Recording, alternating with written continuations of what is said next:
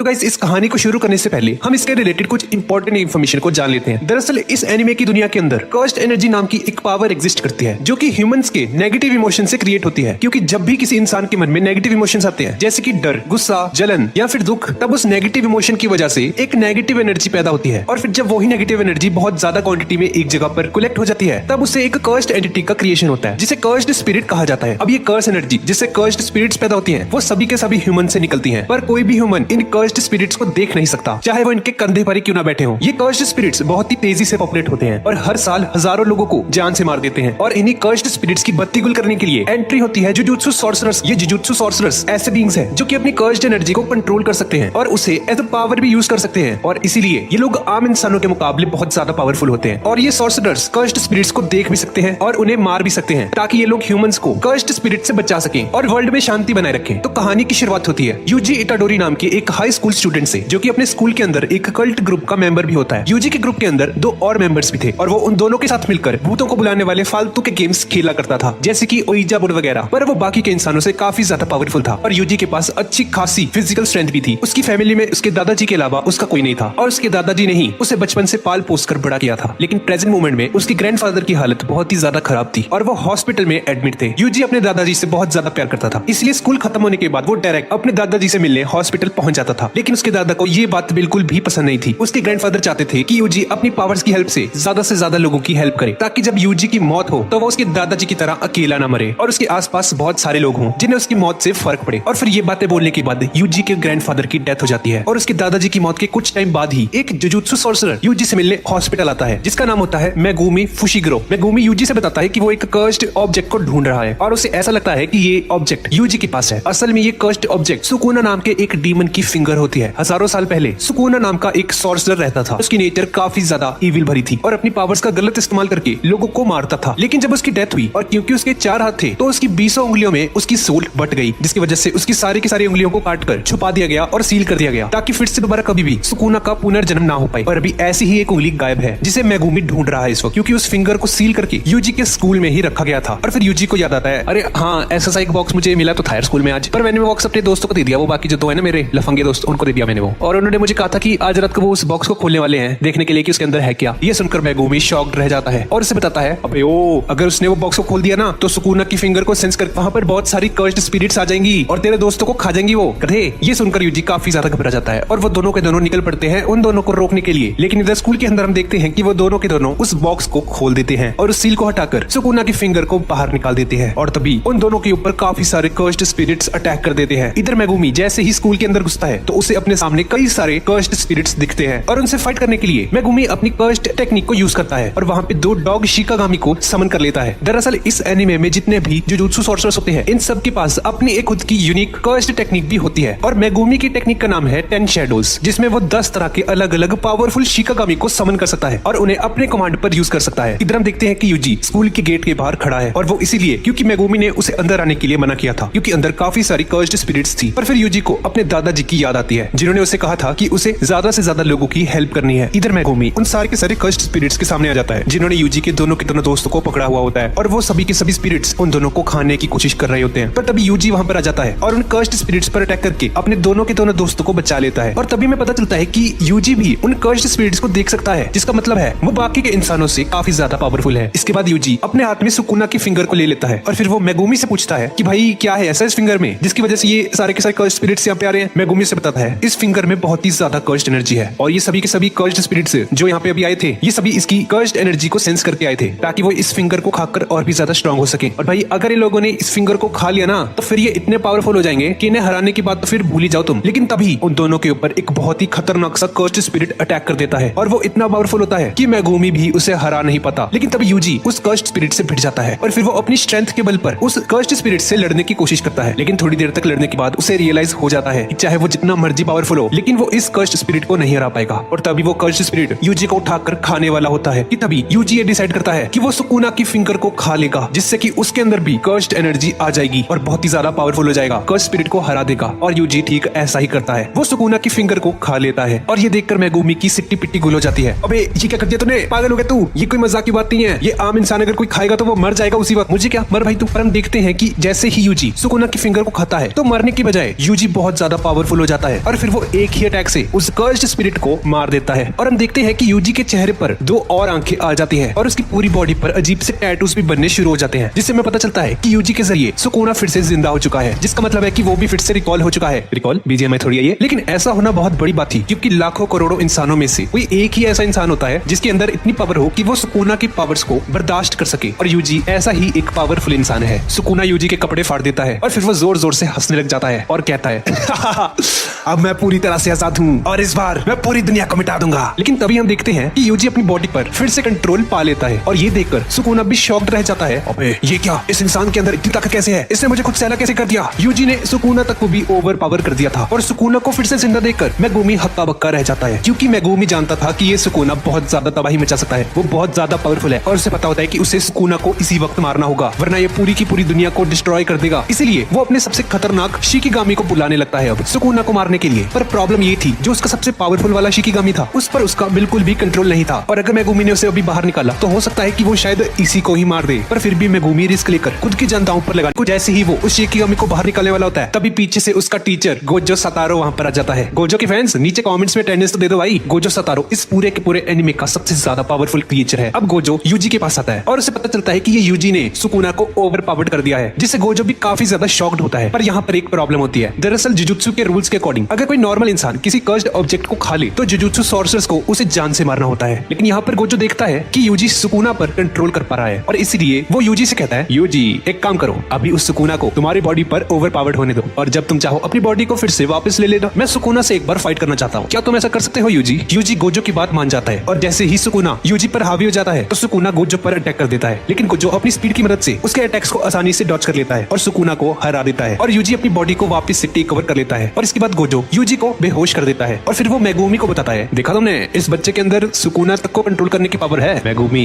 ये हमारे काफी काम आ सकता है। इसके बाद गोजो यूजी को जुजुत्सु हाई नाम की एक जगह पर ले आता है। ये वही जगह है जहाँ पर जुजुत्सु सॉर्सरर्स अपनी ट्रेनिंग लेते हैं और अपनी स्टडीज कंप्लीट करते हैं, और जो लोग इस जगह को चलाते हैं उन्हें हायर अप्स कहा जाता है और इनका फैसला आखिरी फैसला होता है। और वो हायर अप्स यूजी के बारे में जानने के बाद उसे मारने का ऑर्डर दे देते हैं, लेकिन गोजो किसी न किसी तरीके से उन लोगों को मना लेता है और हम यूजी और गोजो को देखते हैं जो कि एक कमरे के अंदर एक दूसरे के सामने बैठे होते हैं और यूजी के हाथों को बांधा होता है पीछे। गोजो से बताता है, यूजी मैंने रिक्वेस्ट करके तुम्हारी मौत को टाल दिया है। गोजो यूजी को दिखाता है कि सुकूना की फिंगर्स कितनी ज्यादा पावरफुल है और वो लोग चाहकर भी इन फिंगर्स को डिस्ट्रॉय नहीं कर सकते। और अब गोजो यूजी को 2 ऑप्शंस देता है। वो यूजी से कहता है, यूजी पहला ऑप्शन तो ये है कि तुम यहीं पर मर जाओ, जैसा कि उन हायर अप्स ने तुम्हारे लिए फैसला किया है, लेकिन रुको रुको, मैं तुम्हें एक दूसरा ऑप्शन भी देता हूँ। दूसरा ऑप्शन ये है कि तुम सुकूना की सारी फिंगर्स को एक एक कर खा लो और फिर जब वो 20 की 20 उंगलियां तुम्हारे अंदर होंगी तो हम तुम्हें खत्म कर दें, जिससे कि सुकूना भी पूरी तरह से खत्म हो जाएगा। तो फिर बताओ तुम्हें दोनों में से कौन सा ऑप्शन ज्यादा बढ़िया लगता है? ये सुनकर यूजी डिसाइड करता है कि वो सुकूना की फिंगर्स को खा जाएगा और सेकंड ऑप्शन को चूज करता है। दरअसल यूजी सोच रहा होता है कि अगर उसकी मौत से एक इतना खतरनाक पावरफुल क्रीचर मरने जा रहा है तो उससे ह्यूमैनिटी का काफी ज्यादा फायदा होगा। यूजी गोजो के प्लान के लिए मान जाता है। इसके बाद गोजो यूजी को अपने साथ ले जाता है और प्रिंसिपल यागा के साथ इंटरव्यू करवाकर उसका जुजुत्सु हाई में एडमिशन करवा देता है, जिसके बाद यूजी को जुजुत्सु हाई के अंदर फर्स्ट ईयर में डाला जाता है। यहाँ फर्स्ट ईयर के अंदर उसके साथ 2 और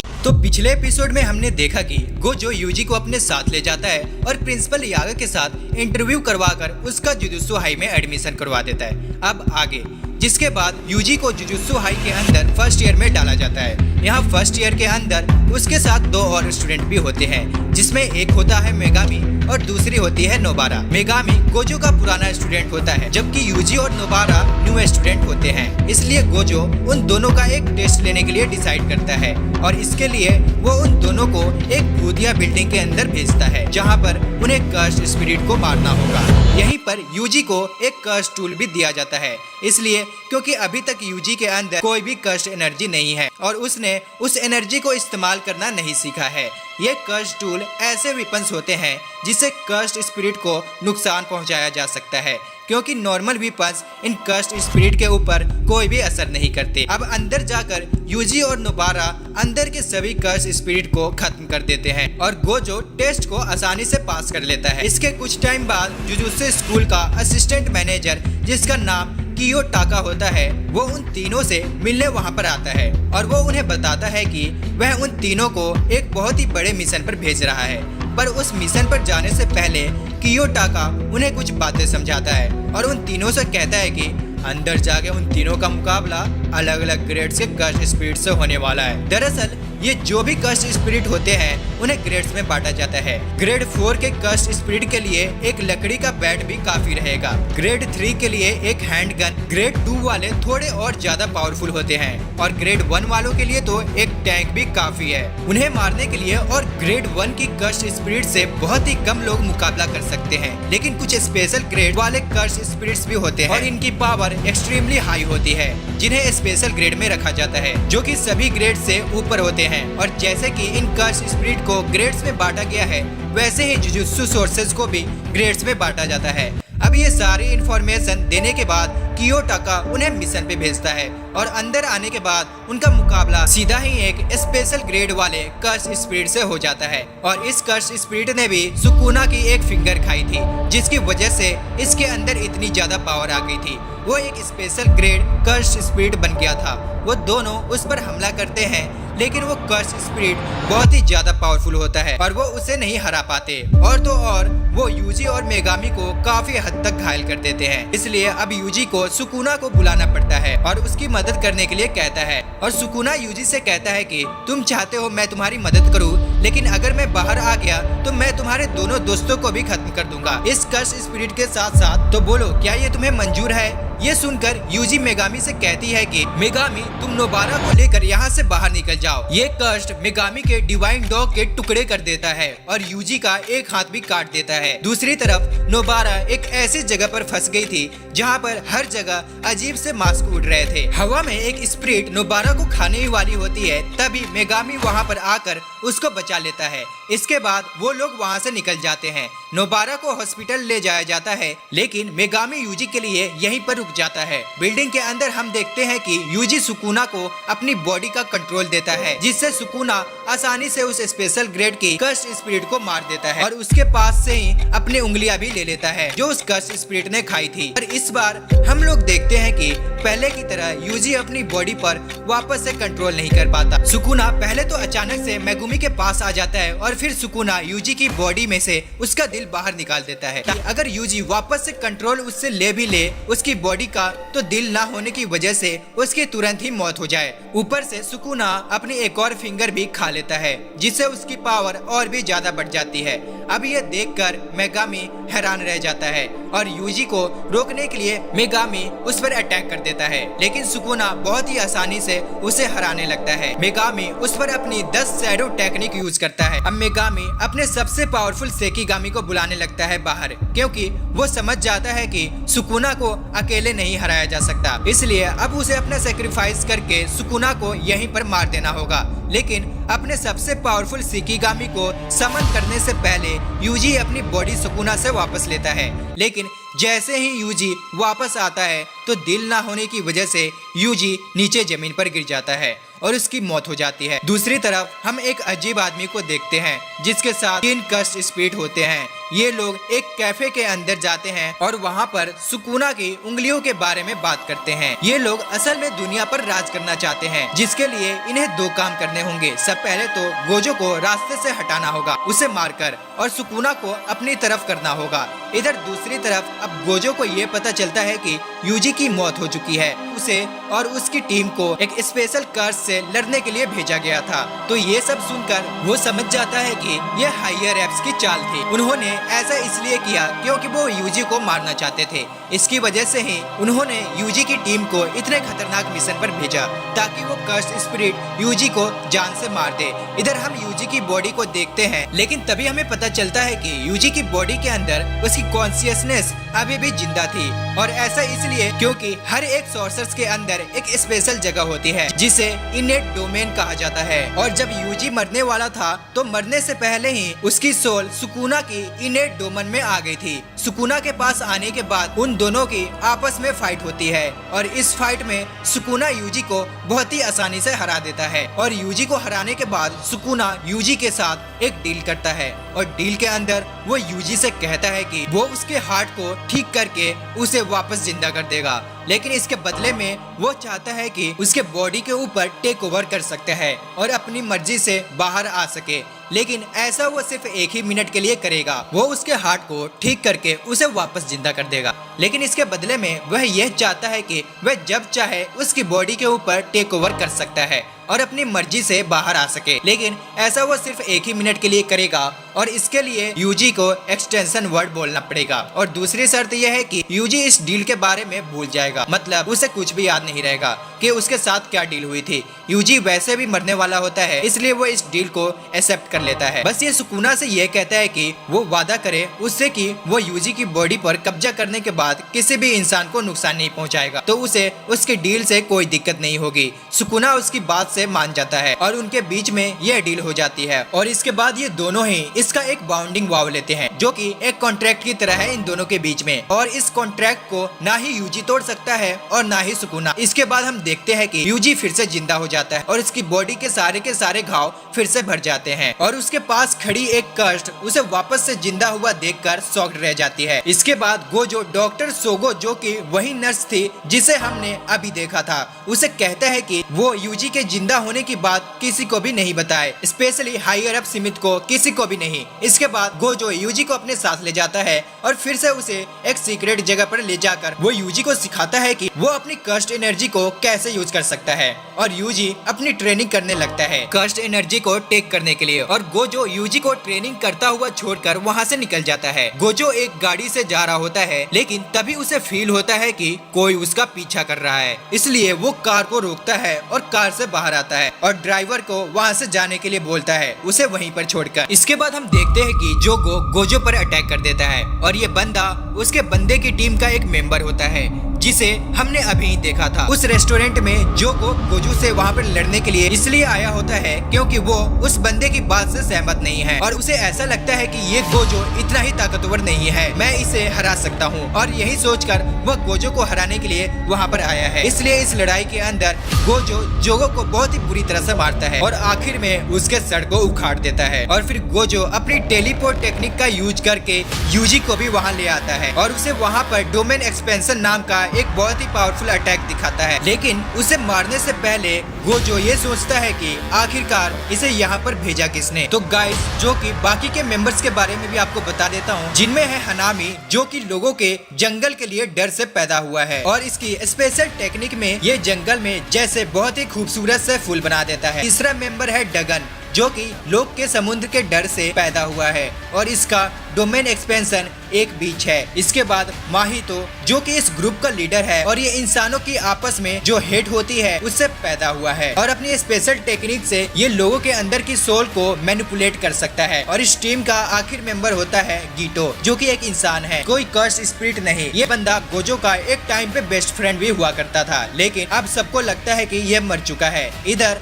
हनामी और गीतो दूर से गोजो की फाइट को देख रहे होते हैं और नामी जुगो की हेल्प करने के बारे में सोचता है और अपनी टेक्निक की मदद से वहाँ पे एक फूलों का गार्डन बना देता है, जिससे यूजी और गोजो पूरी तरह से डिस्ट्रैक्ट हो जाते हैं। पिछले एपिसोड में हमने देखा कि हनामी जुगो की हेल्प करने के बारे में सोचता है और अपनी टेक्निक की मदद से वहाँ पे एक फूलों का गार्डन बना देता है, जिससे यूजी और गोजो पूरी तरह से डिस्ट्रैक्ट हो जाते हैं। अब आगे हनामी जल्दी से जोगो का सर लेकर वहाँ से भाग जाता है। इसके बाद हनामी जोगो के सर को लेकर उसी बंदे के पास आता है और जोगो से कहता है कि गोजो को हराना बहुत ही मुश्किल है, यह मेरे बस की बात नहीं, वो बहुत ही ज्यादा पावरफुल है, देखो उसने मेरा क्या हाल कर दिया। यह सुनकर गेटो उससे कहता है कि मैंने तो पहले ही तुमसे कहा था तुम उसे नहीं हरा सकते, उसे हराना बहुत ही मुश्किल है, मत मानो मेरी बात, जाओ लड़ने उससे। पर मेरे पास एक दूसरा प्लान है, मैं गोजो को कैप्चर करूंगा, पर उसके लिए मुझे 31 अक्टूबर का वेट करना होगा, क्योंकि गेटो के प्लान के अकॉर्डिंग वो 31 अक्टूबर को ही शिबुया के अंदर गोजो को कैद करेंगे और वो भी प्रिजन रेम के अंदर। असल में ये प्रिजन रेम एक ऐसी रेल्म है जिसके अंदर किसी को एक बार डाल दिया जाए तो फिर चाहे वो कितना भी ताकतवर हो वो उससे बाहर नहीं आ सकता। और ऐसा इसलिए पॉसिबल हो पाता है क्योंकि वो प्रिजन एक कर्स्ड ऑब्जेक्ट होता है और जो भी उसके अंदर जाता है वह उसे एक दूसरे डायमेंशन में भेज देता है, जहाँ पर ना ही टाइम एग्जिस्ट करता है और ना ही स्पेस। इसके बाद गोजो यूजी को गुडविल नाम के एक इवेंट के बारे में बताता है और दो जुजुत्सु हाई स्कूल के बीच में ये कंपटीशन होने वाला है और यूजी को इस इवेंट में पार्टिसिपेट करना होगा। अब कुछ महीने बीत जाते हैं और यूजी ने एक कर्स्ड एनर्जी को यूज करना सीख लिया था और उसे टेस्ट करने के लिए गोजो यूजी को ननामी नाम के एक आदमी के साथ एक मिशन पे भेजता है। ननामी एक ग्रेड 1 का सोर्सर है और ये दोनों एक क्राइम सीन को इन्वेस्टिगेट करने जाते हैं, जहां पर एक सिनेमा हॉल में 3 स्टूडेंट्स का मर्डर कर दिया गया था। उनके शरीर पूरी तरह से डिफॉर्म हो चुके थे। अब यहाँ से ननामी को 2 चीजों के बारे में पता चलता है। पहली थी कि इस पूरे हादसा के दौरान एक जुनपी भी वहाँ पर था, और दूसरा कि किलर ने जानबूझकर कुछ क्विज वहाँ पर छोड़े थे। ऐसा लग रहा था कि वो चाहता था कि पुलिस उसे ढूंढ ले, और इन क्विज का पीछा करते हुए ननामी एक शिविर तक पहुँच जाता है और अपने सामने माही को खड़ा हुआ देखता है। दरअसल इसी ने ही उन तीनों बच्चों को मारा था। माही तो अपनी टेक्निक से इंसानों पर अजीब गरीब से एक्सपेरिमेंट करता रहता था, और उसने ननामी को भी यहाँ पे इसलिए बुलाया था क्योंकि वो देखना चाहता था कि वो किसी जुजुत्सु सोर्सेस को ट्रांसफॉर्म कर सकता है या नहीं। अब इन दोनों के बीच में बहुत ही खतरनाक लड़ाई शुरू हो जाती है, और ननामी की पावर थी कि वो अपने दुश्मन की वीक पॉइंट को पहचान कर उस पर हमला करता था, और इन दोनों की फाइट में कोई भी नहीं जीतता क्योंकि माहितो तो एक मलबे के बीच दब जाता है और ननामी को वहां से भागना पड़ता है। और उसी दौरान यूजी को उस जंपी नाम के लड़के से पूछताछ करने के लिए भेजा जाता है, जो कि इस क्राइम सीन पर मौजूद था, और उसे पता चलता है कि ये लड़का जुनपी भी कर्स स्पिरिट को देख सकता है, और उन लड़कों का मर्डर उसकी आंखों के सामने ही हुआ था क्योंकि वो लोग उसके स्कूल में ही पढ़ते थे और उससे काफी ज्यादा बोला करते थे। और मर्डर के बाद जुनपी माहितो से मिला था क्योंकि वो उसके काम आ सकता था। जैसे कि हम लोग जानते हैं कि इन लोगों का मकसद है सुकुना को अपनी तरफ करना, जो कि इस वक्त यूजी की बॉडी में है। इसलिए माहितो ने जंपी से कहा कि तू यूजी के साथ दोस्ती कर ले। जब जंपी से यूजी पूछताछ करने के लिए आता है उसके पास, तो वो ऐसा ही करता है। दोनों की हॉबीज काफी सिमिलर थी, इसलिए इन दोनों में दोस्ती हो जाती है, और यूजी को ये नहीं पता होता कि इसके पीछे जंपी की इवल इंटेंस है, और ये तो दूर से सब कुछ होता हुआ देख रहा था। इसके बाद वो माहितो के पास जाता है, जो कि मलबे में कुचल जाने के बाद भी जिंदा था, और अब गीतो और माहितो एक प्लान बनाते हैं। वो एक ऐसा सिचुएशन पैदा करते हैं जिसमें यूजी को सुकुना को अपनी पूरी बॉडी का कंट्रोल देना पड़ेगा, और फिर वो लोग कुछ ऐसा करेंगे जिससे सुकुना जरूर उनके ग्रुप में शामिल हो जाएगा। और अगले दिन वो लोग यही करते, और जूपी अपने स्कूल में एक बुली पर अटैक कर देता है, और तभी पीछे से माहितो वहाँ पर आकर जूपी को ट्रांसफॉर्म करके एक एग्रेसिव क्रिएचर बना देता है, वो भी यूजी की आंखों के सामने। अब यूजी के पास ऐसा कोई भी पावर नहीं थी जिससे वो अपने दोस्त को नॉर्मल कर दे, और जैसा कि उन लोगों ने प्लान किया था, वो सुकुना से मदद की भीख मांगता है, और बदले में वो सुकुना को अपनी बॉडी का पूरा कंट्रोल देता है, ठीक जैसा ही माहितो चाहता था। लेकिन सुकुना इस डील को लेने से मना कर देता है क्योंकि सुकुना को यूजी को तड़पता हुआ देखकर काफी ज्यादा मजा आ रहा था, और तो और उन लोगों ने पहले ही एक डील की हुई थी कि जिससे सुकुना जब चाहे तब बाहर आ सकता है, लेकिन यूजी को वो डील याद नहीं थी। और तो और सुकुना को यह भी नहीं पता होता कि वे अपनी रिवर्स कर्स टेक्निक का यूज करके उसे वापस से ट्रांसफॉर्म भी कर सकता है कि नहीं नॉर्मल ह्यूमन में। इसलिए सुकुना यूजी की हेल्प नहीं करता, और जूपी की वहीं पर मौत हो जाती है, जिससे यूजी को बहुत ही ज्यादा गुस्सा आ जाता है, और वो माहितो के मुंह पर एक जोरदार पंच मार देता है। और अब इन दोनों के बीच में बहुत ही खतरनाक लड़ाई शुरू हो जाती है। अब ये दोनों आपस में फाइट करने लगते हैं, लेकिन माहितो को रियलाइज होता है कि उसके अटैक्स का यूजी पर कोई भी असर नहीं हो रहा, और ऐसा इसलिए था क्योंकि यूजी की बॉडी के अंदर 2 सोल्स थे, एक सुकुना की और दूसरी यूजी की। इसलिए माहितो के अटैक्स का यूजी पर कोई भी असर नहीं होता, और तभी ननामी भी वहीं पर आ जाता है, और वो दोनों मिलकर माहितो को बुरी तरह से पेलने लगते हैं। वो उसे इतना ज्यादा मारते हैं कि माहितो तो लगभग मरने की हालात में होता है, पर जैसे ही वो मरने वाला होता है, माहितो के अंदर एक खतरनाक सी पावर एक्टिवेट हो जाती है, और वो जिंदगी में पहली बार अपना डोमेन एक्सपेंशन एक्टिवेट करता है। इस टेक्निक के अंदर माहितो उस डोमेन एक्सपेंशन के अंदर फंसे अपने टारगेट की सोल को डिस्ट्रॉय कर सकता है, और वह अपने इस डोमेन में सिर्फ ननामी को ही फंसा सकता है क्योंकि यूजी के अंदर तो 2 सोल्स थी। अब माहितो तो ननामी को मारने ही वाला होता है कि ये देखकर उसके होश उड़ जाते हैं। यूजी अपना डोमेन तोड़कर अंदर घुस जाता है ननामी को बचाने के लिए, और तभी माहितो के डोमेन का कॉन्ट्रैक्ट सुकुना के साथ हो जाता है। सुकुना को कर्सेस का राजा भी कहा जाता था, और सुकुना को यह बिल्कुल भी पसंद नहीं था कि माहितो की परमिशन की यूजी की सोल को छूने की कोशिश की थी। इसलिए सुकुना माहितो को डिस्ट्रॉय कर देता है, और अब माहितो तो बुरी तरह से हार चुका है, और अब उसके पास पास सिर्फ एक ही ऑप्शन था, जो कि था पतली गली से वहाँ से निकल लेना, और वो ठीक ऐसा ही करता है। इसके बाद हम देखते हैं कि गुडविल इवेंट्स स्टार्ट होने वाला है। दरअसल इस गुडविल इवेंट्स के अंदर जुजुत्सु हाई के दोनों स्कूल, जो कि टोक्यो और कोयोटो, वो दोनों आपस में बैटल्स करते हैं, और जो भी इस स्कूल के बैटल्स में जीत जाता है उसे विनर डिक्लेयर कर दिया जाता है। अब हम देखते हैं कि टोक्यो स्कूल के स्टूडेंट्स और क्योटो स्कूल के स्टूडेंट एक जगह पर गैदर होते हैं और आमने सामने होते हैं, जहां पर नागुमी और नोबारा के अलावा 3 और स्टूडेंट होते हैं, जो कि है माकी, इनोमाकी और पांडा। ये पांडा क्या कर रहा है यहाँ पे? इनोमाकी की स्पेशल टेक्निक होती है कर्स लेवल, जो कि कुछ भी बोलेगा वो सच हो जाएगा, इसलिए वो अपने मुंह को हमेशा कवर करके रखता है ताकि उसके आसपास के लोगों को नुकसान ना हो। अगला मेंबर है पांडा, और इसे क्रिएट किया होता है टोक्यो स्कूल के प्रिंसिपल ने। और आखिर में माकी, लेकिन माकी के अंदर कोई भी कस्ट एनर्जी नहीं होती। और अब हम बात करेंगे क्योटो स्कूल के मेंबर्स की। पहले स्टूडेंट्स का नाम है माई, जो कि माकी का जुड़वा बहन है। अगला स्टूडेंट्स है टोडो, जो कि इस क्योटो स्कूल का सबसे पावरफुल स्टूडेंट है और इसकी ताकत सबसे नेक्स्ट लेवल है। अगला है मेकामार, जो कि वैसे तो एक रोबोट है, लेकिन इस रोबोट को एक असली इंसान कंट्रोल करता है, और वो फिजिकली बहुत ही ज्यादा वीक है, इतना ज्यादा वीक कि वो चल भी नहीं सकता, इसलिए वो इस रोबोट के जरिए काम करता है। बाकी स्टूडेंट्स का नाम है मिवा, मोमो और कैमो। और तभी गोजो वहाँ पर आ जाता है और अपने साथ एक ट्रॉली भी लेकर आया होता है, और फिर उस ट्रॉली को खोलता है और उसके अंदर से यूजी निकलता है। वो उन सबको हेलो कहता है, और भाई क्या हाल है? और फिर सभी लोग को पता चलता है कि यूजी जिंदा है, वो मरा नहीं था। इसके बाद इनका टूर्नामेंट शुरू हो जाता है। इस टूर्नामेंट के अंदर इन दोनों टीम्स को एक जंगल के अंदर जाना होता है, और जंगल में जाकर एक सेकंड ग्रेड के कस्ट स्पिरिट को ढूंढकर उसे मार देना है, और जिस भी टीम ने पहले उसे खत्म कर दिया वो जीत जाएगी। लेकिन उन्हें रोकने के लिए वहाँ पर पहले से ही बहुत सारे ग्रेड 1 के कर्स स्पिरिट मौजूद है, जो कि उन्हें परेशान करेंगे, और साथ ही साथ वो दोनों टीम्स एक दूसरे के ऊपर भी अटैक कर सकती है, पर शर्त ये है कि कोई किसी का जान नहीं लेगा। अब इस टूर्नामेंट को शुरू करने से पहले क्योटो स्कूल का प्रिंसिपल वहाँ पर आकर उन सभी को बताता है कि मेरी बात ध्यान से सुनो, तुम्हें इस टूर्नामेंट में यूजी को खत्म करना है। भाई पता नहीं इस बंदे को क्या दुश्मनी है यूजी से, जब से इसका थोपड़ा देखा है उसकी जान के पीछे ही पड़ गया है। अब टूर्नामेंट शुरू होते ही टोडो इन सब का रास्ता रोक लेता है। यूजी सीधा उस पर हमला करता है ताकि बाकी के लोग यहाँ से भाग सके, पर भाई हम देखते हैं कि टोडो यूजी को पूरी तरह से पीट देता है। अब यूजी को थोड़ा पीटने के बाद टोडो उससे पूछता है कि ओए लड़के, सच सच बता तुझे किस तरह की लड़कियां पसंद है? यूजी उसे बताता है कि काइली जेनेट जैसी लड़कियां पसंद है, और उसका जवाब सुनकर टोडो को रोना आ जाता है, क्योंकि इन दोनों का टाइप बिल्कुल सेम था। और गाइस, आप लोगों को किस तरह की लड़कियां पसंद है नीचे कमेंट करके जरूर बताना। अब उन दोनों की चॉइस बिल्कुल सेम होती है, इसलिए टोडो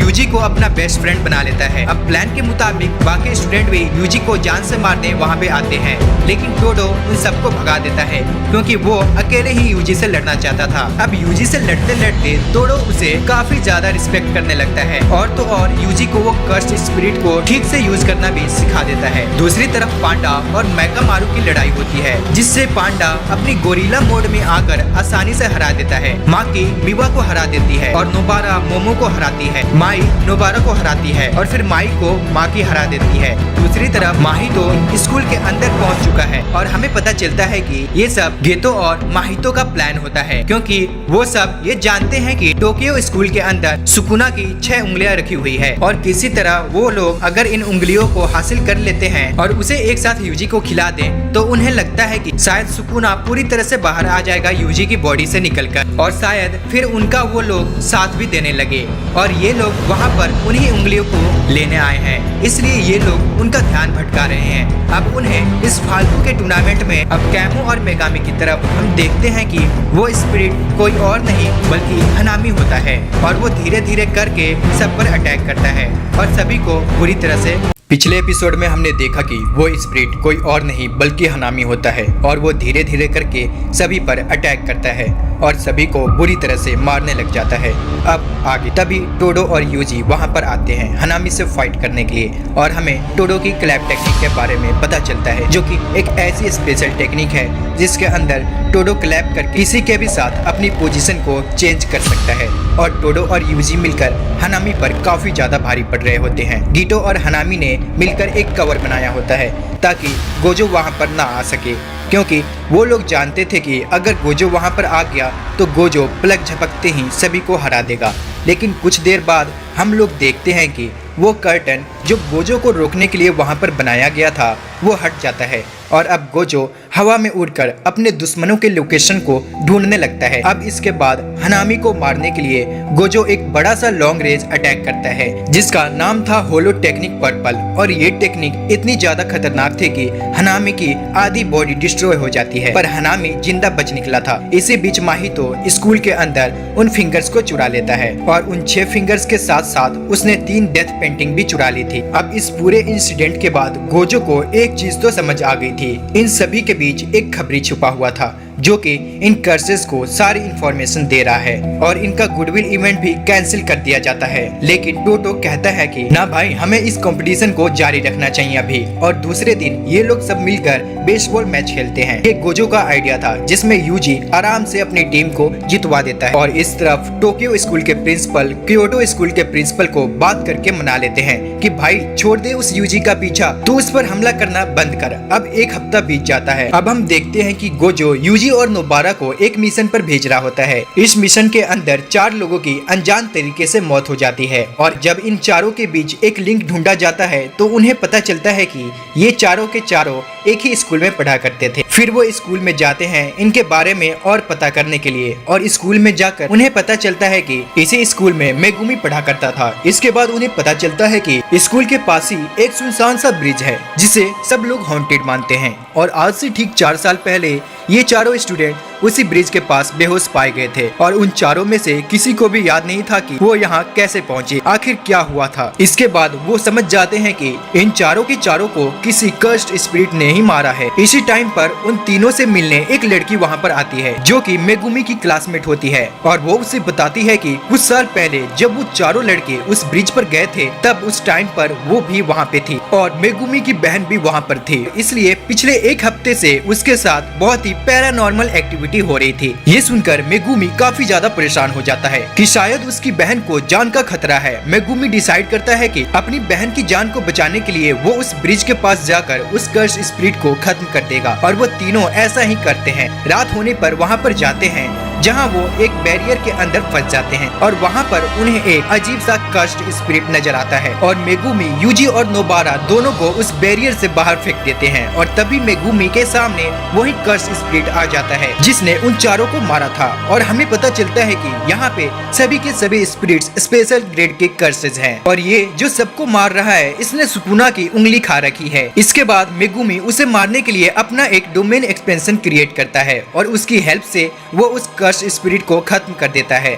दूसरी तरफ हम यूजी और नोबारा को देखते हैं जिसके सामने 2 और कर्स स्पिरिट आ जाते हैं और ये दोनों भी स्पेशल ग्रेड के कर्स स्पिरिट होते हैं। दोनों हाफ ह्यूमंस और हाफ कर्सेस होते हैं। दरअसल आज से करीब 2 साल पहले एक बहुत ही इवल सोर्सर हुआ करता था जो कि इंसानों के ऊपर एक्सपेरिमेंट करता था और अपने एक्सपेरिमेंट की हेल्प से उसने 9 ऐसे क्रिएचर्स को पैदा किया जो कि आधे इंसान और आधे कर्स्ड स्पिरिट थे और उसी ने इन सबको नाम दिया डेथ पेंटिंग्स और इन सभी को जुजुत्सु हाई के अंदर सेफली रखा गया था। पर जैसे कि पहले हमने देखा माहितो फिंगर्स के साथ साथ उन्हें भी चुरा लिया था और फिर माहितो ने इन 3 डेथ पेंटिंग्स को भी ह्यूमंस बॉडी के साथ बंद करके फिर से जिंदा कर दिया और ये तीनों ही कर्स्ड स्पिरिट एक दूसरे को अपना भाई मानते हैं और ये दोनों यूजी और नोबारा पर अटैक करते हैं और उनके अंदर अपना पॉइजन डाल देते हैं। लेकिन सुकुना की वजह से यूजी पर इस पॉइजन का कोई भी असर नहीं होता, लेकिन नोबारा भी उस पॉइजन के पेन को झेल लेती है और फिर वो दोनों मिलकर उन दोनों पर अटैक करते हैं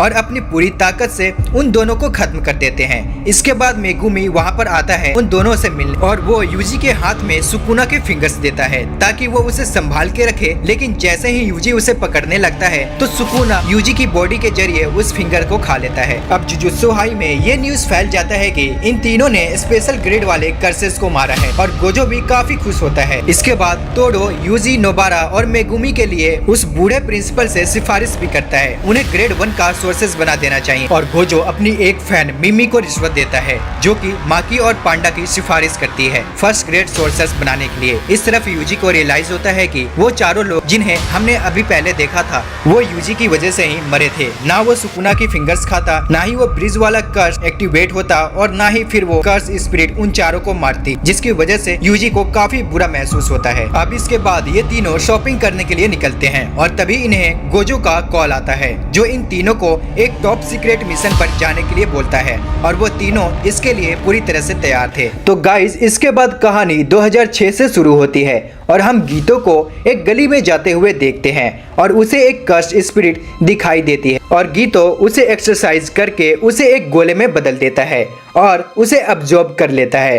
अब इसके बाद हम दो लड़कियों को देखते हैं। एक का नाम है मेमे जो कि एक फर्स्ट ग्रेड सॉर्सर है और दूसरी लड़की का नाम है उताहेमे जो कि एक सेकंड ग्रेड सॉर्सर है। और मेमे और उताहेमे एक साथ एक मिशन पर आई है। एक हॉन्टेड हाउस है और इस दोनों को उस हॉन्टेड हाउस के अंदर जाकर वहां पर मौजूद सभी कर्स स्पिरिट को एक्सरसाइज करके वहां पर खत्म करना है। दरअसल ये घर एक बिजनेस ओनर का था जिसके बहुत सारे रेस्टोरेंट्स थे और पिछले साल एक महामारी के कारण वो बंदा दिवालिया हो गया और उसने अपनी पूरी फैमिली के साथ इसी घर में सुसाइड कर लिया। और उस दिन के बाद ये लोग इसे एक हॉन्टेड हाउस बोलने लगे क्योंकि जो भी इस घर में गया वो वापस नहीं आया। और इस इंटरनेट के कारण ये बात हवा की तरफ फैल गई और क्यूरियोसिटी की वजह से बहुत सारे कॉलेज स्टूडेंट्स भी इस घर के अंदर गए थे। उनमें से कोई भी अपने घर वापस नहीं आया और इसी कर्स स्पिरिट को एक्सरसाइज करने मेमे और यूटाहेमे को भेजा गया, जहां पर पहुंचते ही मेमे को सेंस हो जाता है कि घर के बाहर कोई भी कर्स्ड एनर्जी नहीं है बल्कि इस घर के अंदर ही है। मेमे बहुत ही ज्यादा कॉन्फिडेंट होती है लेकिन हेमे की बैंड बजी होती है। ये लड़की इस वक्त बुरी तरह से डरी होती है। वो लोग बहुत देर तक उस घर में इन्वेस्टिगेट करते हैं लेकिन उन्हें वहां पर कोई भी कर्स स्पिरिट नहीं मिलती। और अब उताहेमे को रियलाइज होता है कि वो फर्स्ट फ्लोर पर बहुत ही देर से एक ही जगह पर बार बार घूम रहे हैं। मेमे ने एक वॉल के ऊपर एक मार्क भी बनाया था जिसे वो लोग अभी तक 3 बार क्रॉस कर चुके हैं, जिसका मतलब है कि वो लोग एक बैरियर के अंदर ट्रैप हो चुके हैं। और वो समझ जाते हैं कि यहाँ पर जो भी लोग आए होंगे वो भी हमारी तरह इस एंडलेस लूप के अंदर फंस जाते होंगे। वो जितना मर्जी आगे चलते रहें, रास्ता कभी भी खत्म नहीं होने वाला। अब वो लोग सोचते हैं कि इस बैरियर को भाई कैसे तोड़े। उताहेमे को लगता है कि ये एक सर्कुलर बैरियर है जो कि एक सर्कल में लूप बना रहा है। वो लोग पिछले आधे घंटे से लगभग 4 किलोमीटर चल चुके थे। उताहेमे को रियलाइज होता है कि ये बैरियर कोई सर्कुलर लूप नहीं बल्कि ये एक लीनियर बैरियर है और अगर वो लोग बहुत ही तेजी से नॉन स्टॉप भागे तो इस बैरियर को ब्रेक किया जा सकता है। अब उताहेमे बहुत ही ज्यादा एक्साइटेड हो जाती है और मेमे से कहती है कि तू देखती जा अब मैं क्या करती हूँ। अब तो बेटा तेरे को मेरा ना प्रमोशन करने के लिए रिकमेंड कर देना चाहिए। मेमे उससे कहती है हाँ हाँ जरूर बता कितने पैसे देगी इसके बहन, मुझे तो बस पैसे से मतलब है, 2 लाख दे और मैं तेरे को प्रमोट करा दूंगी। अब वो लोग डिसाइड करते हैं कि अब वो लोग अपोजिट डायरेक्शन में भागेंगे जिससे कि वो बैरियर और भी जल्दी टूट जाएगा। वो लोग अपनी पूरी स्पीड से अपोजिट डायरेक्शंस में भागना शुरू कर देते हैं और फाइनली इस बैरियर को ब्रेक कर देते हैं। अब वो लोग जैसे ही बाहर आते हैं वो अपने सामने गोजो को देखते हैं और उन्हें पता चलता है कि वो पिछले 2 दिन से उस बैरियर के अंदर ट्रैप हो रखे थे, इसलिए उन्हें ढूंढने के लिए गोजो, गीतो और सोको को वहां पर भेजा गया था उन दोनों को रेस्क्यू करने के लिए। अब इस सोको को भी हम पहले सीजन में देख चुके हैं। गोजो की डॉक्टर फ्रेंड जिसने यूजी को हायर अप से छुड़ाने में गोजो की मदद की थी, अब उस बैरियर के टूटने की वजह से उस हॉन्टेड हाउस की कर्स स्पिरिट बाहर आ जाती है। यूताहेमे उसे देखकर बुरी तरह से डर जाती है। वो कर्स स्पिरिट उसके पीछे ही खड़ी होती है और तभी गोजो उससे कहता है कि ए लड़की रोना बंद कर, मैं तुझे बचा लूंगा, चिंता मत कर। और हमें पता चलता है कि उताहेमे और गोजो काफी अच्छे दोस्त हैं। तभी हम देखते हैं कि गीतो उस हॉन्टेड हाउस वाली कर्स स्पिरिट को एक्सरसाइज करता है ताकि उसे बाद में खा सके और गीतो उस कर्स स्पिरिट को हरा देता है और सोको उताहेमे को हक करती है। इसके बाद ये लोग वापस से जुजुत्सु हाई आ जाते हैं और स्कूल पहुंचते ही उनका टीचर यागा उन्हें लेक्चर देने लगता है। अब यागा उन तीनों से पूछता है कि अभी तो कर्टन तो लगा ही दिया होगा तुमने, पर हमें पता चलता है कि ये काम गोजो को सौंपा हुआ था और वो कर्टन लगाना भूल गया, जिसकी वजह से गोजो को बहुत ही ज्यादा मार पड़ती है। अब इसके बाद वो तीनों स्पोर्ट्स रूम में जाकर बास्केटबॉल खेलने लगते हैं। गोजो पूछता है कि यार फालतू में मार दिया मुझे, वो कर्टन लगाने की जरूरत ही क्या है, क्यों लगाना है वहाँ, क्योंकि आम लोग ना तो कर्स को देख सकते हैं ठीक से और ना ही कर्स टेक्निक्स। और गाइज ये जो यागा है ये इस वक्त जुजुत्सु हाई का प्रिंसिपल है, लेकिन उस वक्त यागा इनका टीचर हुआ करता था। और गोजो ये भी कहता है भाई ये कमजोर लोगों को बचाना तो बहुत ही बोरिंग काम है यार, मैं तो थक। और तभी गीतो उससे कहता है कि भाई गोजो हमारा काम तो यही है आम लोगों की हिफाजत करना।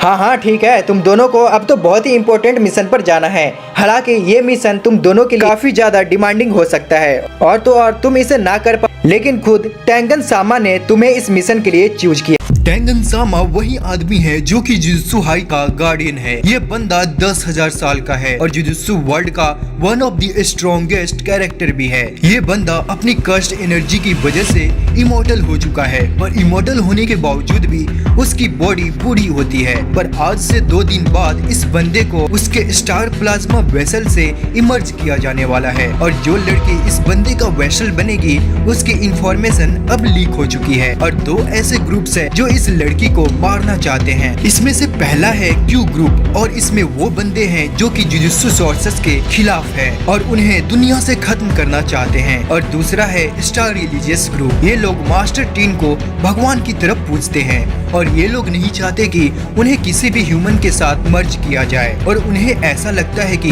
ऐसा करने से उनकी प्योरिटी खत्म हो जाएगी। हालांकि इस ग्रुप में कोई भी कर्स्ड यूजर्स नहीं है। अब इस प्लाज्मा वेसल की इंफॉर्मेशन लीक होते ही दोनों ही ग्रुप के मेंबर्स उस लड़की को मारने के पीछे पड़ चुके हैं। अब गोजो और गीतो का यही मिशन है कि वो दोनों इस लड़की को बचाएं और कुछ भी करके उस लड़की को सही सलामत जुजुत्सु हाई लेकर जाएं और फिर टेंगन सामा के साथ उसकी इमरजेंसी को पूरा करें। अब वो दोनों बिना टाइम वेस्ट किए उस लड़की को रेस्क्यू करने के लिए निकल पड़ते हैं। अब जिस होटल में उस लड़की को रखा गया था गोजो उसके बाहर निगरानी रखता है और गीतो उसे अंदर लेने जाता है। अब गोजो बहुत ही ज्यादा फुकरी में होता है कि उसके होते हुए कुछ भी नहीं हो सकता। वह उस स्टार प्लाज्मा वेसल को देख लेगा सबको एक एक करके। तभी हम देखते हैं कि क्यू ग्रुप का एक सोल्जर उस होटल के अंदर एक ब्लास्ट करता है जिससे वो लड़की नीचे गिरने लगती है, पर गीतो अपनी एक कर्स की हेल्प से उसे बचा लेता है। उस होटल के बाहर गोजो पर भी अटैक होता है और उसकी तरफ बहुत सारे नाइफ्स उड़ते हुए आते हैं, पर हम देखते हैं कि गोजो से टकराने से पहले ही वो सभी के सभी नाइफ्स रुक जाते हैं, उसे एक खरोच तक भी नहीं आती। होटल के बाहर एक बिल्डिंग के अंदर से 2 लोग ये सब होता हुआ देख रहे थे, जिसमें से एक कॉन्ट्रैक्ट किलर था और दूसरा एक एजेंट। वो एजेंट उस कॉन्ट्रैक्ट किलर से कहता है कि अरे स्टार रिलीजियस ग्रुप के पास इतनी ताकत नहीं कि वो जुजुत्सु सोर्सेस से लड़ सके। उस ग्रुप में कोई भी ऐसा कर्स यूजर्स नहीं है, लेकिन उन लोगों के पास अंधा पैसा है। तो बताओ क्या तुम उस लड़की को मारने का कॉन्ट्रैक्ट लोगे? और ये बंदा उसका ये ऑफर एक्सेप्ट कर लेता है। अब इसके बाद हम देखते हैं कि उस क्यू ग्रुप के जिस सोल्जर्स ने उस पर अटैक किया था, गीतो के एक कर्स ने उस सोल्जर्स को पकड़ लिया और उसे किस करने की कोशिश कर रहा होता है। वो बंदा खिड़की के बाहर होता है और गीतो अंदर होता है और गीतो एकदम मस्त चाय पी रहा होता है सोफर पे बैठ के और वो सोल्जर कहता है कि प्लीज यार हटा दे इसे, अरे नहीं कर दी मुझे कोई किस किसी चीज को, मैं ये काम हमेशा के लिए छोड़ दूंगा, प्लीज भाई मुझे जाने दो प्लीज। लेकिन गीतो कहता है हाँ क्या तुमने कुछ कहा, मुझे लगा तुमने कुछ कहा। अब ये बंदा देखता है कि ये गीतो तो उसकी बातों पे ध्यान ही नहीं दे रहा। वो उसे धमकी देते हुए कहता है तू रुक जा बेटे, हमारे सबसे खतरनाक सोल्जर अभी आने वाला है, अभी देख लियो तू। तभी गीतो अपना फोन निकालता है और उसे एक पिक्चर दिखाते हुए कहता है अरे ये तो नहीं, वो चेक करियो जरा। और उस फोटो के अंदर हम देखते हैं कि गोजो पहले ही उसकी बैंड बजा चुका है और उसके साथ उसने एक सेल्फी भी ली होती है। अब ये देखकर वो बंदा बुरी तरह से डर जाता है और हार मान लेता है। अब क्यू ग्रुप पूरी तरह से धराशायी हो जाता है। अब इसके बाद हम उसी कॉन्ट्रैक्ट किलर को एक बोट रेस एरिना में देखते हैं और ये कॉन्ट्रैक्ट किलर कोई और नहीं बल्कि मेगुमी फुशिग्रोवर का फादर होता है। अब वही एजेंट जिसे हमने अभी पहले देखा था वो फुशिग्रो के पास आता है उससे बात करने के लिए और उससे पूछता है अरे ओ भाई क्या हो गया तुम्हें, तुम मारने नहीं जा रहे उसे? यहाँ पे बस पूरा दिन तुम्हें बोर्ड देखनी है क्या? और तोजी उसे कहता है, देख भाई, उसके साथ ना तो अभी गोजो है और जब तक गोजो उस लड़की के पास है मैं उसे हाथ तक भी नहीं लगा सकता। भाई सही बता रहा हूँ, और बिना किसी प्लान के इस गोजो को हराना नामुमकिन है। हमें पहले कुछ लोगों को उसे लड़ने भेजना होगा ताकि गोजो थक जाए और फिर मैं उस पे अटैक करने के बारे में सोच सकता हूँ। मैं उसे हरा पाऊंगा, वो भी शायद। पर तोंज उसके इस प्लान से बिल्कुल भी कन्विंस नहीं होता। उसके मन में अभी भी बहुत सारे सवाल थे और वो थोड़ा सा परेशान हो जाता है क्योंकि उसने 30 मिलियन लगा दिए थे इस मिशन को कंप्लीट करने के लिए। वो मेगुमी के बारे में पूछता है तोजी से, पर हम देखते हैं कि इस बंदे को पता नहीं होता कि ये किसके बारे में बात कर रहा है। मेगुमी? कौन मेगुमी? भाई ये क्या बंदा है, अपने ही बेटे को भूल गया। अब इसके बाद हम गोजो को देखते हैं और रिको उसके गोद में पड़ी होती है और तभी रिको को होश आ जाता है और वो देखती है कि गोजो ने उसे गोद में उठा रखा है। और ये देखकर वो लड़की गोजो को एक जोर से थप्पड़ मारती है और कहती है, तूने मुझे मारने की कोशिश की थी ना, अब नहीं बचेगा बेटा तू। अब तू देख बेटा, अब तू तो गया।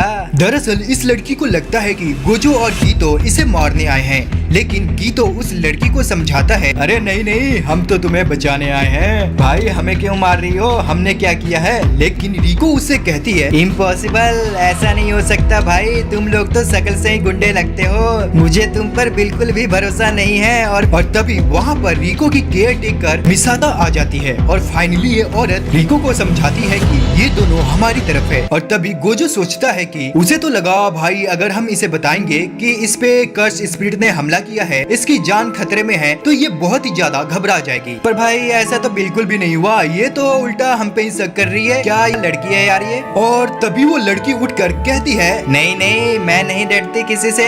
लोगों को लगता होगा कि मैं इसे मारी जाऊंगी, लेकिन मैं अब मास्टर टेंजन बनने वाली हूँ और हमेशा से यही करना चाहती थी। और तभी उसे याद आता है कि उसे तो स्कूल जाना है और तभी वो अपने स्कूल के लिए निकल पड़ती है। और ये देखते ही गोजो यागा को कॉल करता है और बोलता है, हम तो इसे आपके पास लेकर आने वाले थे, पर ये तो स्कूल भाग गई, इस लड़की को तो स्कूल जाना है। यागा गोजो को बताता है कि गोजो भाई क्या कर रहे हो तुम, मास्टर टेंगन का ऑर्डर है, उसे जल्दी से जुजुत्सु हाई लेकर आओ, इमरजेंसी के दिन से पहले वो लड़की यहाँ पर होनी चाहिए। चलो कोई नहीं, करने दो उसे मौज मस्ती, अभी 2 दिन में और उसकी लाइफ बदलने वाली है पूरी तरह। मिसातो उन दोनों को बताती है कि दरअसल रिको बचपन से ही अकेली है, उसके पेरेंट्स की एक कार एक्सीडेंट में मौत हो गई थी और तब से वही उसकी केयर टेकर है। इसके बाद हम देखते हैं कि रिको को मारने के लिए उस एजेंट ने 30 मिलियन एक बाउंड रखी होती है, जो कि एक लिमिटेड टाइम के लिए ही है। और ऐसा होते ही बहुत सारे कर्स्ट यूजर रिको को मारने के लिए निकल पड़ते हैं। अब रिको को बचाने के लिए गीतो ने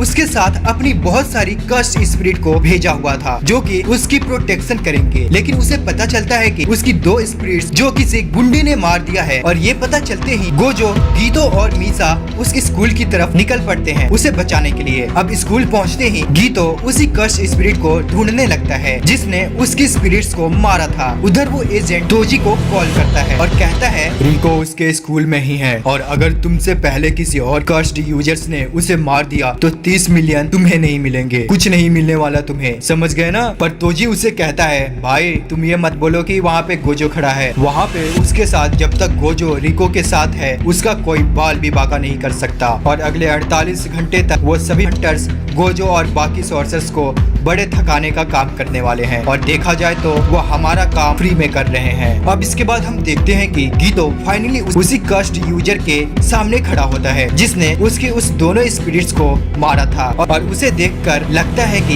ये तो एक यंग सोर्सर है, इसे हराना तो मेरी बाई उंगली का काम है। लेकिन इससे पहले वो गीतो को छुपे एक इल्यूजन में फंसा देता है और उसे अपना मरा हुआ डॉग दिखता है, जिसे देखकर वह बहुत ही ज्यादा इमोशनल हो जाता है। और तभी गीतो सही मौके का फायदा उठाकर उस पर हमला कर देता है। दरअसल बचपन में इस कर्स यूजर्स की फैमिली ने उसे कभी एक्सेप्ट किया ही नहीं था, क्योंकि उसे स्पिरिट्स दिखाई देती थी। उसके पेरेंट्स ने हमेशा से ही उसे डांटा था, क्योंकि वो लोग उसे कभी नॉर्मल समझते ही नहीं थे और उसकी लाइफ में उसके उस डॉग के अलावा और कोई भी नहीं था जिसने कभी उससे प्यार किया हो और उसे एक्सेप्ट किया हो। और इसलिए बीच फाइट में उसे देखकर वो बंदा काफी ज्यादा इमोशनल हो जाता है अब इसके बाद हम देखते हैं कि रिको को ढूंढने के लिए गोजो सीधा क्लास का गेट खोलकर उसकी क्लास में घुस जाता है और रिको की सभी क्लासमेट्स को लगता है कि ये गोजो उसका बॉयफ्रेंड है और ये सभी लड़कियां उसे छेड़ने लग जाती है। हाँ रिको, तूने तो हमें बताया ही नहीं यार कि ये तेरा बॉयफ्रेंड है। नहीं, ये मेरा कजन है। क्या तुम लोग यार चुप रहो। अभी इतने ज्यादा हैंडसम लड़की को देखकर सारी की सारी लड़कियां गोजो की दीवानी हो जाती है और गोजो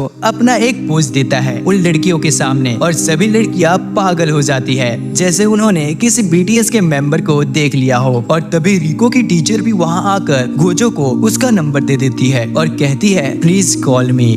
अब गोजो रिको को लेकर उस स्कूल से निकल जाता है और तभी स्कूल के बाहर मिसाता को एक मास्क पहना हुआ कर्स्ड यूजर्स दिखाई देता है। उसके हाथ में एक झाड़ू होता है और वो झाड़ू का यूज करके उस पर जोर से हमला करती है और तभी गीतो भी वहाँ पर आ जाता है और उस बंदे के थ्रू जो कि हमने पहले देखा था उसके थ्रू गीतो को पता चलता है कि रिको के सिर पर किसी ने बाउंड रखी होती है 30 मिलियन की, जिसकी टाइम लिमिट कल खत्म होने वाली है। और ये बात वो गोजो को कॉल करके बता देता है और तभी गोजो के सामने भी वही मास्क पहना हुआ यूजर आ जाता है और ये कर्स्ड यूजर्स अपने 5 क्लोन्स बना सकता है और उनमें से एक क्लोन मिसाता ने मार दिया है। अब गोजो देखता है कि उसके सामने बहुत ही सारे क्लोन्स आ रखे होते हैं, लेकिन गोजो को कोई फर्क नहीं पड़ता। गोजो उन सभी क्लोन्स को चुटकियों में खत्म कर देता है और फिर अपनी एक कर्स्ड टेक्निक की यूज से उस कर्स्ड यूजर्स को उठाकर एक बिल्डिंग के अंदर घुस जाता है। इसके बाद वो रिवर्स कर्स्ड टेक्निक यूज करने की कोशिश करता है, लेकिन वो उसे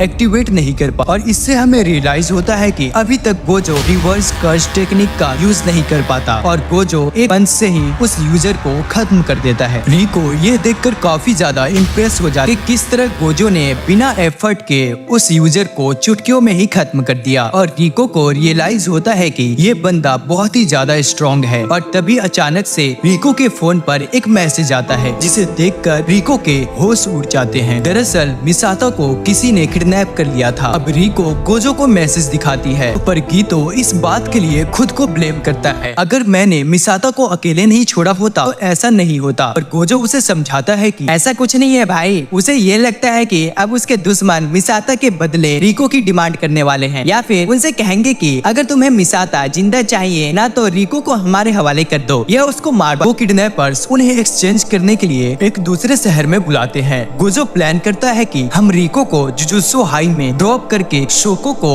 या फिर किसी और को रिको बनाकर उनके साथ ले जाएंगे, लेकिन रिको उससे कहती है कि मैं तुम्हारी साथ ही चलूंगी क्योंकि इमरजेंसी से पहले मैं उनसे मिलना चाहती हूँ, उसके अलावा मेरा और कोई नहीं है। गोजो रिको की बात मान जाता है। आगे हम देखते हैं कि ओकिनावा शहर में पहुँचते ही गोजो और गीतो चुटकियों में मिसाता को उनके पास से छुड़ा देते हैं और इसके बाद ये चारों बीच पर जाकर मजे करते हैं जहाँ गोजो और रिको बहुत ज्यादा एंजॉय करते हैं। लेकिन गीतो और मिसाता बीच पर बैठकर ही डिस्कस कर रहे होते हैं कि उन किडनैपर्स ने उन्हें ओकिनावा क्यों बुलाया। भाई और भी तो कितने सारे सिटीज है ना, वहाँ पे तो हमें नहीं बुलाया। कहीं ऐसा तो नहीं है कि उन लोगों ने एयरपोर्ट पर अटैक करने का सोचा, क्योंकि यहाँ पे वापस जाने का सिर्फ एक ही रास्ता है और वो है बाय एयर। गीतो उसे समझाता है कि डरने की कोई जरूरत नहीं है। एयरपोर्ट पे सिक्योरिटी के लिए उन्होंने पहले ही कुछ लोगों को बुला रखे हैं। वहाँ पर हम देखते हैं कि उस एयरपोर्ट पे सिक्योरिटी के नाम पर उन्होंने सिर्फ 2 लड़के बुलाए होते हैं वहाँ पर, जिसमें से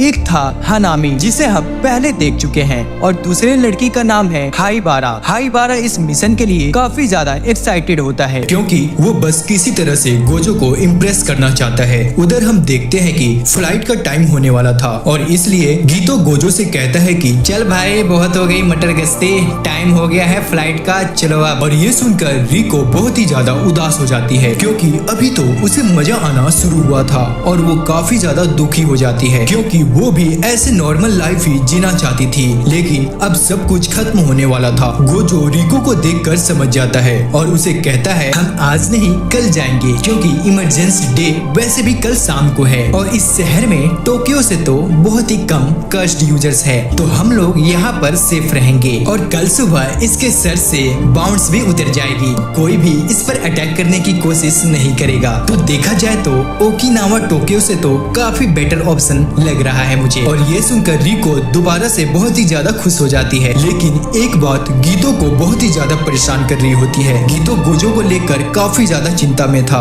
कि कहीं रेस्ट ना मिलने पर गोजो एग्जॉस्ट ना हो जाए। गीतो गोजो से कहता है, क्या तुम पूरी रात बीजीएमआई खेलते हो? क्या तुम्हें लगता है कि यहाँ पे पूरी रात जागना और रुकना सही रहेगा? क्योंकि मुझे लगता है कि तुम बहुत ही ज्यादा थक चुके होगे। लेकिन गोजो उससे कहता है कि हाँ भाई सही कह रहे हो तुम, पर चलो एक ही दिन की बात है, कल बाउंस उतर ही जाएंगे, मिशन भी खत्म हो जाएगा, रिको तो सेफ है ही। भाई चिंता मत करो, मैं वैसे भी तुम्हारे साथ हूँ और तुम्हारे होते हुए मुझे क्या ही हो सकता है। और फाइनली गीतो वहाँ पे एक और दिन रुकने के लिए मान जाता है और इस दिन वो लोग बहुत ही ज्यादा एंजॉय करते हैं। वह घूमने जाते हैं, मस्त मस्त खाना खाते हैं और एक्वेरियम जाते हैं, फिश को देखते हैं। भाई पता नहीं क्या क्या करते हैं ये लोग। और अगले दिन ये लोग फाइनली बिना किसी प्रॉब्लम के टोक्यो पहुंच जाते हैं और जुजुत्सु हाई में एंटर कर जाते हैं। और अब रिको के सिर पर जो बाउंस लगी थी वो भी खत्म हो गई है और ये लोग जुजुत्सु हाई की बैरियर के अंदर फाइनली सेफ हो चुके थे। और उस बैरियर के अंदर आते ही सब लोग चैन की सांस लेते हैं। और गाइस फाइनली 3 दिन तक गोजो 1 सेकंड के लिए भी नहीं सोया था।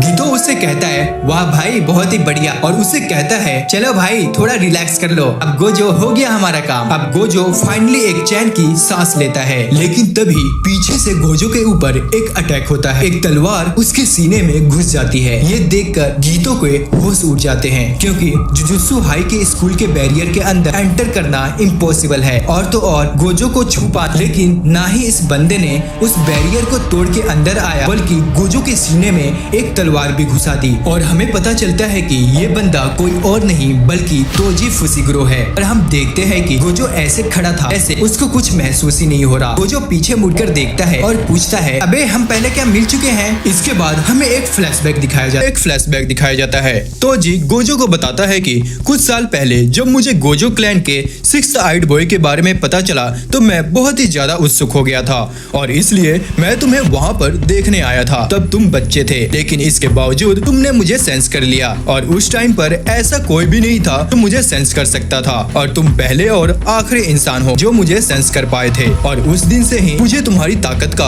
अंदाजा हो गया था और इसलिए मैं इन 3 दिनों में पहले तुम्हें थकाया, तुम्हारी सेंसेस को कमजोर किया, तुम्हें एग्जॉस्ट किया और फिर मौका मिलते ही तुम पर अटैक कर दिया। तोजी फुसिग्रो बिना किसी कर्स्ट एनर्जी के पैदा हुआ है, जिसका मतलब है कि कोई भी कर्स्ट यूजर्स इसे सेंस नहीं कर सकता। लेकिन इसके बावजूद गोजो इतना ज्यादा पावरफुल है कि वो उसे सेंस कर सकता है। और गीतो को बहुत ही ज्यादा गुस्सा आ जाता है और वो अपनी एक कर्स्ट स्पिरिट से तोजी पर हमला कर देता है और सीधा गोजो को संभालने उसकी तरफ बढ़ता है। लेकिन गोजो उसे वहीं पर रोकते हुए कहता है कि मैं बिल्कुल ठीक हूँ, हालांकि मैं सही टाइम पर उसे सेंस नहीं कर पाया पर मेरे वाइटल ऑर्गन्स बिल्कुल सही सलामत है, मुझे कुछ नहीं हुआ, ये देखो मैं एकदम मस्त हूँ। बस मुझे ऐसा लगा कि किसी ने सेफ्टी पिन डाल दी थी, बस जाओ और रिको को बचा लो और इसे सीधा मास्टर टेंजन के पास लेकर जाओ, अब इस तोंजी को मैं संभालता हूँ। अब गीतो गोजो को छोड़कर वहाँ से जाना तो नहीं चाहता था पर अनफॉर्चुनेटली उसके पास कोई ऑप्शन नहीं था, इसलिए गीतो रिको और मिसाता को लेकर वहाँ से निकल जाता है। अभी हम देखते हैं कि तोजी ने अपनी स्वर्ड से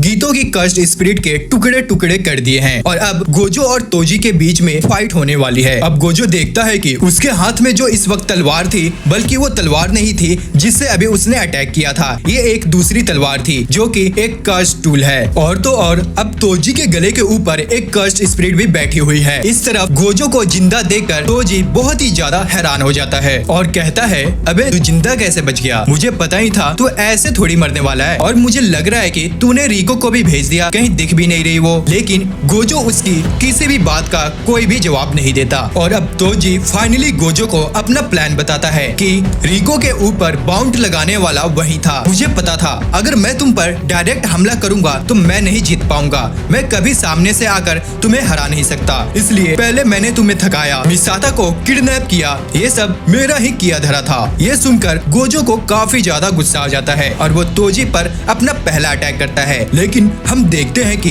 तोजी बहुत ही आसानी से गोजो के अटैक को डॉज कर देता है और तो और वह कोई मामूली इंसान नहीं है, ये बहुत ही ज्यादा फास्ट है और तो और इस बंदे के पास कोई कर्स्ट एनर्जी भी नहीं है, फिर भी यह इतना ज्यादा स्ट्रॉन्ग है। इसके बाद हम देखते हैं कि तोजी उछलते उछलते गोजो के पास आने लगता है पर गोजो एक ही पंच से उसे दूर धकेल देता है। और यहाँ पर गोजो को एक और चीज रियलाइज होती है और वो ये है कि जिस किसी को भी गोजो की इन्फिनिटी टेक्निक के बारे में पता है उसके पास आने की कोशिश तो कभी नहीं करेगा। तोजी के हाथ में जो हथियार है वही उसका ट्रम्प कार्ड है, इसलिए गोजो समझ जाता है कि उसे तोजी को अपने पास नहीं आने देना। और तभी गोजो एक बहुत बड़ा ब्लास्ट करके अपने आसपास का सारा एरिया, ताकि तोजी कोई भी कवर वगैरह ना ले पाए और गोजो उसे आसानी से देख पाए। लेकिन तभी हम देखते हैं कि वहाँ पर बहुत सारे कीड़े आ जाते हैं जिन्हें फ्लाई हेड्स कहा जाता है और वो सभी के सभी गोजो को घेर लेते हैं। गोजो समझ जाता है कि तोजी ने यह एक ब्लास्ट स्पॉट क्रिएट किया है ताकि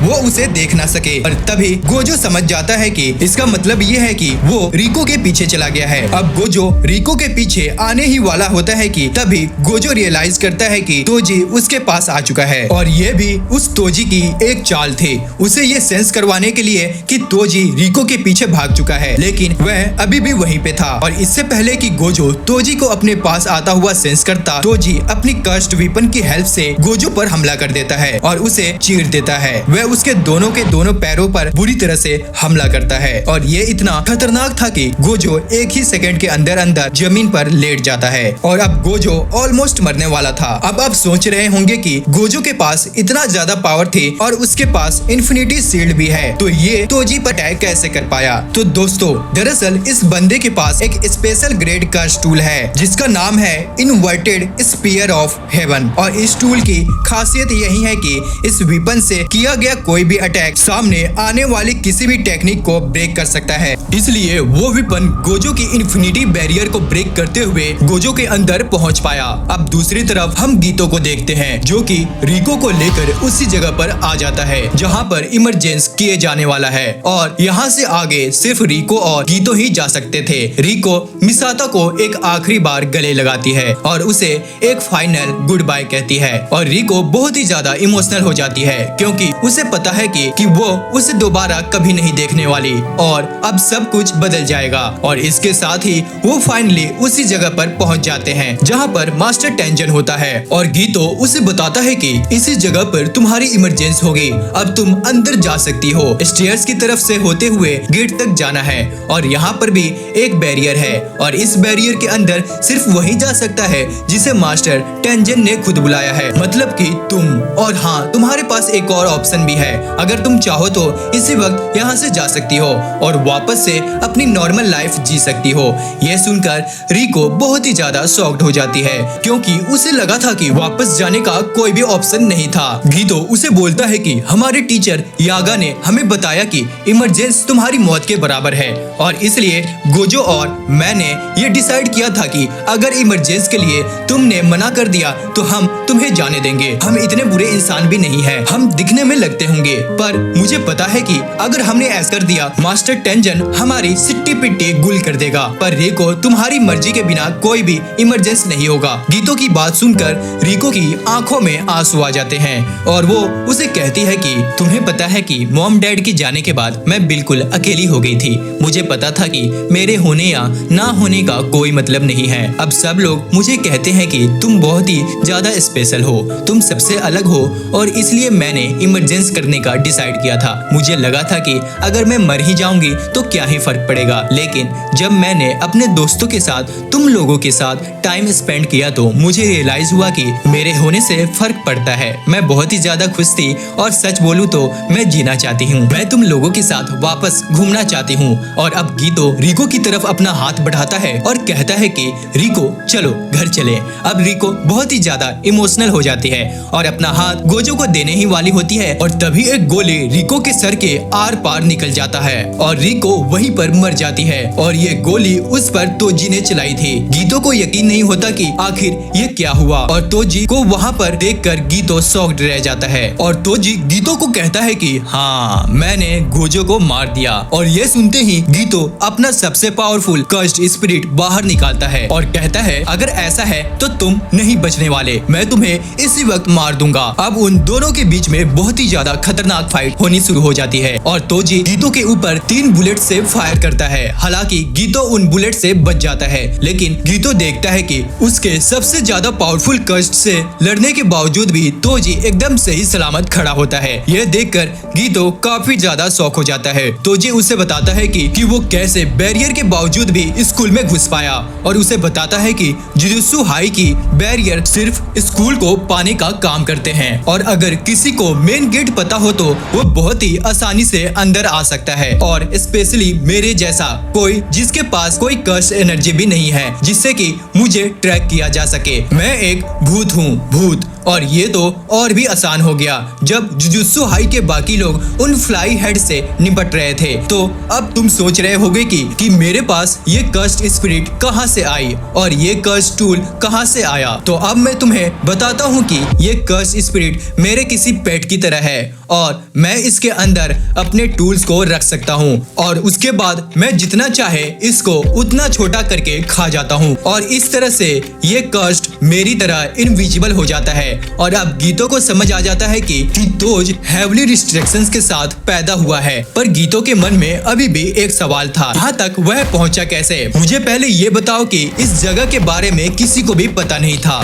तोजी उसे बताता है कि हेवली रिस्ट्रिक्शन की वजह से उसकी सेंसेस बहुत ही ज्यादा तेज हो चुके हैं और कोई भी इंसान अपने पीछे उसकी स्मेल या फिर फुटप्रिंट्स तो छोड़ता ही है। तो मैं उसी को फॉलो करते हुए यहाँ तक आ गया। गीतो पूछता है कि अच्छा तो तुम्हें रास्ते में मिसाता तो मिली ही होगी और तोजी उसे बताता है कि हाँ भाई मिली तो थी, पर सच बता रहा हूँ कि मैं उसे मारना नहीं चाहता था लेकिन मैं उसे जिंदा भी छोड़ नहीं सकता था। पता नहीं अब तक वो जिंदा होगी या मर चुकी होगी। और ये सुनकर गीतो को बहुत ही ज्यादा गुस्सा आ जाता है और गीतो उस पर अपने सबसे ज्यादा खतरनाक कर्स की हेल्प से उस पर अटैक करता है। पर तोजी उसके सभी के सभी कर्स से बहुत ही आसानी से लड़ रहा होता है और उसके रैम्बो कर्स को भी मार देता है। यह देखकर गीतो काफी ज्यादा हैरान हो जाता है और अब गीतो तोजी को एक सिंपल डोमेन के अंदर कैद करता है और तभी गीतो की एक कर्स स्पिरिट वहां पर आती है और तोजी से पूछती है कि क्या मैं ब्यूटीफुल हूँ? और जब तक तोजी उसके इस सवाल का जवाब नहीं देगा